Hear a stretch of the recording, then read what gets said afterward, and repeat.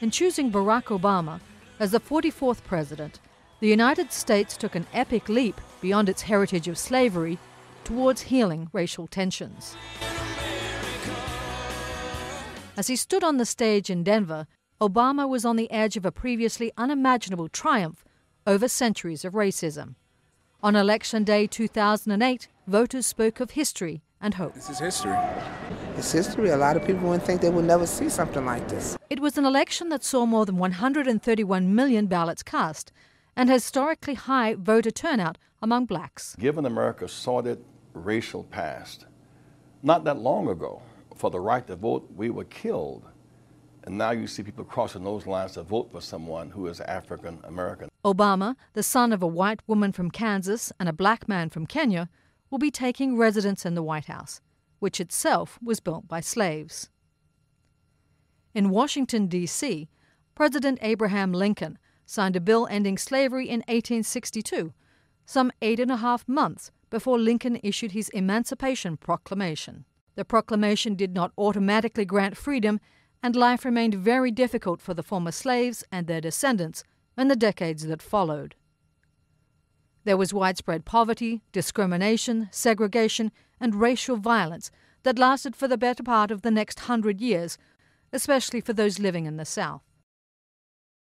A gradual campaign by African Americans to dismantle segregation gave way to a strategy of civil disobedience, including the pivotal 1955 Montgomery bus boycott and the 1965 marches on Selma. A new generation of black leaders emerged into prominence, including the Reverend Martin Luther King Jr. Mississippi is a state that has consistently resisted any move to rid itself of racism. And Malcolm X. Who are you? You don't know. Don't tell me Negro, that's nothing.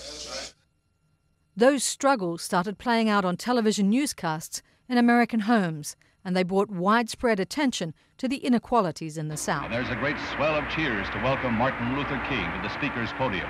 Nearly 100 years after the post-Civil War 15th Amendment of the U.S. Constitution granted blacks the right to vote, was it fully realized with the 1965 Voting Rights Act.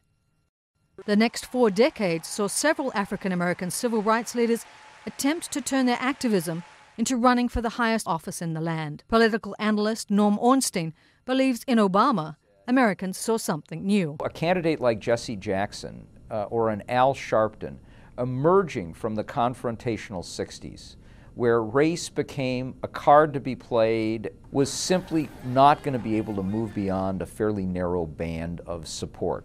We have gone from having African Americans who were presidential candidates to having a presidential candidate who happened to be African American. In Denver, Obama himself paid tribute to Martin Luther King Jr. That 45 years ago today brought Americans from every corner of this land to stand together on a mall in Washington before Lincoln's memorial and hear a young preacher from Georgia speak of his dream.